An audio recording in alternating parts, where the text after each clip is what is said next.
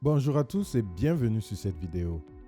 Des séances d'étirement en passant par des figures de souplesse, aujourd'hui vous saurez tout sur le yoga. Si vous êtes prêts, alors on commence. Le yoga est une activité physique dont la pratique suppose un entraînement méthodique et le respect des règles. C'est une discipline qui associe la respiration, la méditation et la concentration. C'est donc une discipline sportive à part entière avec des règles et principes qu'il faut savoir et avoir. Il peut se pratiquer seul ou à plusieurs. Il faut surtout du savoir-faire et une attention particulière si vous voulez pratiquer le yoga. Depuis quelques années, ce sport est en vogue en Occident, sur le continent américain et surtout en Afrique. L'origine du yoga. Le yoga est une discipline qui a vu le jour en Inde il y a plus de 5000 ans par des ascètes hindous. Initié par Patanjali, il le définit comme le chemin dans son livre Yoga Sutra depuis le 3e siècle avant Jésus-Christ. C'est donc dans les années 60 qu'il est devenu populaire en Occident et est depuis lors utilisé dans certains programmes de soins médicaux pour ses bienfaits sur le corps. Mais savez-vous qu'il y a plusieurs formes de yoga? Eh bien oui, en fonction de votre situation physique ou émotionnelle, l'une des formes de yoga vous est le plus adaptée. Les différents types de yoga. Le Hatha Yoga. C'est la forme classique du yoga. Il consiste dans la mise en place des postures, certains pouvant se regrouper pour former un enchaînement. Le Hatha Yoga permet de trouver l'harmonie et l'équilibre par l'union des contraires. Dans cette forme classique du yoga, la respiration joue un rôle fondamental dans la prise de posture, sachant que la maîtrise de cette respiration dépasse largement le simple fait de respirer au quotidien. Cette pratique met l'accent sur le contrôle de la respiration et son utilisation pour alimenter les différentes énergies qui nous entourent. L'Ashtanga Yoga. Cette forme de yoga est pratiquement la première variante du Hatha Yoga. Il est développé par Sri Krishnashamarya, qui a décidé de systématiser l'apprentissage des postures en une série de difficultés croissantes. Cette pratique du yoga permet des enchaînements fluides mais à un rythme soutenu. Elle est une pratique exigeante et ne convient pas aux débutants. Le yoga Iyengar. Il n'utilise pas les enchaînements du Ashtanga Yoga pour se concentrer sur une pratique posturale. Il permet plutôt l'alignement des différentes parties du corps et de corriger certains défauts. Cette pratique consiste à tenir une posture pendant longtemps à l'aide des accessoires comme la ceinture abdominale, la chaise, la couverture et bien d'autres. Ce type de yoga rigoureux est particulièrement destiné aux personnes en rééducation. Le Vini Yoga. Le Vini Yoga est une forme du Hatha Yoga. Il a une approche particulière qui mise sur l'adaptation des postures, l'utilisation de la respiration et la méditation. Il permet aux pratiquants de soigner certains désordres en faisant une véritable thérapie. Le Vinyasa. C'est une version chorégraphique du yoga dans laquelle les enchaînements sont mis en avant. Les enchaînements se font de façon logique avec des transitions. Cette forme de yoga mise sur la précision des postures. Il se veut à la fois très créatif et physique, car les figures doivent individuellement s'imbriquer puis avec un rythme d'enchaînement soutenu. Mais comme toutes les autres versions du yoga, la respiration doit être contrôlée.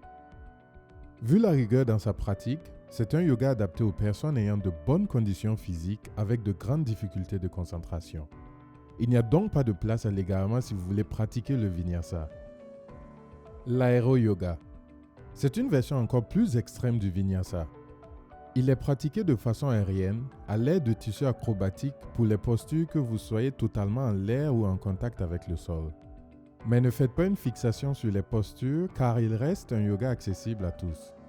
Si vous avez des antécédents médicaux, n'hésitez pas d'en parler à votre médecin avant de débuter cette forme de yoga. Le Kundalini Yoga.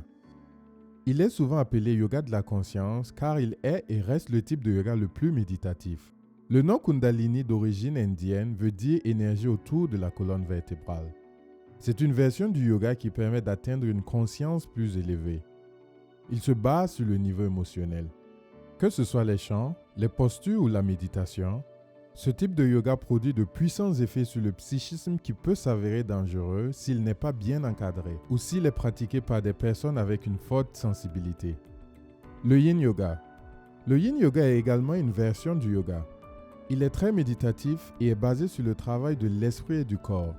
Il consiste à prendre conscience sur les méridiens du corps avec une dizaine de postures et permet la circulation du chi et une unicité entre l'équilibre physique et moral. Le yoga est alors une discipline sportive à part entière avec des dérivés. Quel que soit votre état physique ou émotionnel, une variante vous sera proposée par un maître du yoga. Maintenant, vous pouvez choisir le type de yoga qui vous correspond le mieux. Si vous vous posez la question sur les bienfaits de la pratique du yoga, alors restez avec nous. Les bienfaits du yoga. La pratique du yoga apporte des bienfaits qu'ils soient physiques ou émotionnels. Les postures permettent l'étirement et l'assouplissement de vos muscles. Il permet également de travailler votre équilibre.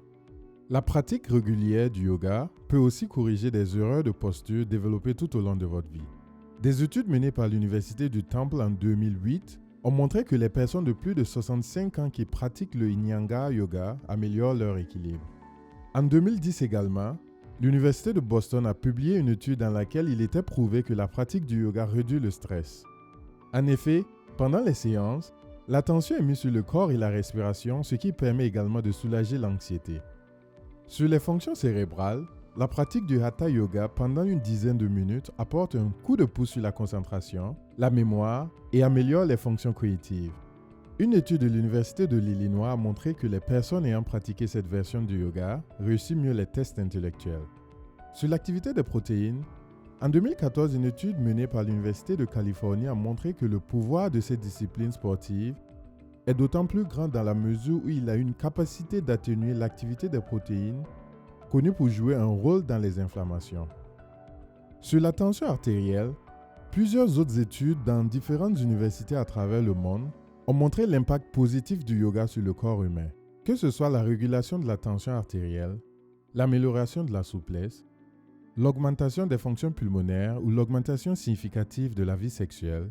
Le yoga est l'une des meilleures pratiques sportives pour une vie équilibrée.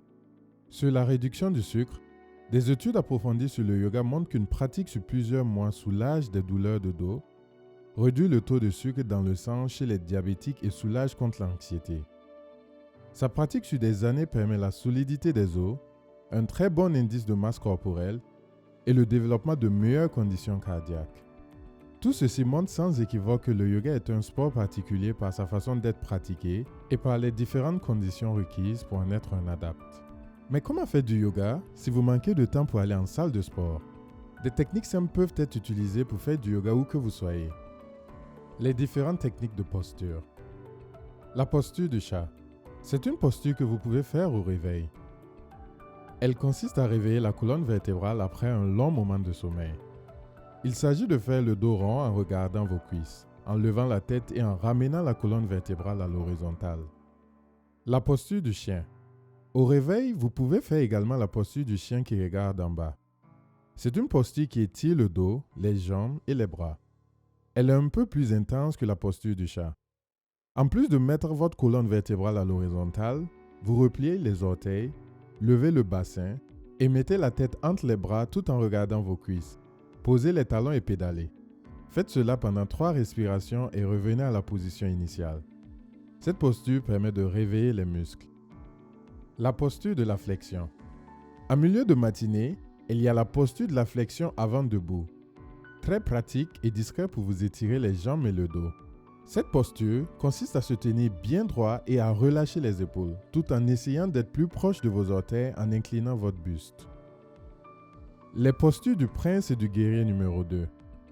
Après le déjeuner en milieu d'après-midi, vous avez les postures du prince et du guerrier numéro 2. Ces 2 positions sont énergisantes et peuvent doper votre énergie pour les dernières heures de travail. Les postures du pigeon et de l'enfant. Le soir de retour à la maison, vous avez également les postures du pigeon et de l'enfant pour relâcher et détendre les tensions dans les hanches accumulées au cours de la journée. Ce sont des techniques de relaxation idéales pour avoir une très bonne nuit de sommeil. Étant une discipline pour le bien-être de tous, il existe des techniques pour les femmes enceintes. Il peut se pratiquer pendant toute la période de la grossesse, même le jour de l'accouchement. Parmi ces nombreuses techniques, nous allons vous citer quelques-unes faciles à faire. La position du papillon. Tout d'abord, nous avons la position du papillon qui est une technique spéciale pour tonifier et assouplir les cuisses et muscles pelviens. Elle est même conseillée le jour de l'accouchement. La technique de la montagne. Elle est une autre posture permettant aux femmes enceintes de travailler leur mobilité. La posture du guerrier. Cette posture renforce l'équilibre et soulage les douleurs de dos. D'autres techniques comme le chat, l'arbre ou encore le cadavre sont utilisées pour respectivement soulager les maux de dos, renforcer les cuisses et les jambes et aussi pour une bonne détente musculaire. Et voilà, j'espère que cette vidéo explicative vous a plu et que désormais vous en savez un peu plus sur le yoga, ses dérivés, les règles et principes de base pour une bonne pratique de cette discipline qui est à la portée de tout le monde. Peu importe votre âge, votre physique, état émotionnel ou pratiquer seul ou en groupe, avec un maître en salle de sport ou à la maison, le yoga offre énormément de bienfaits.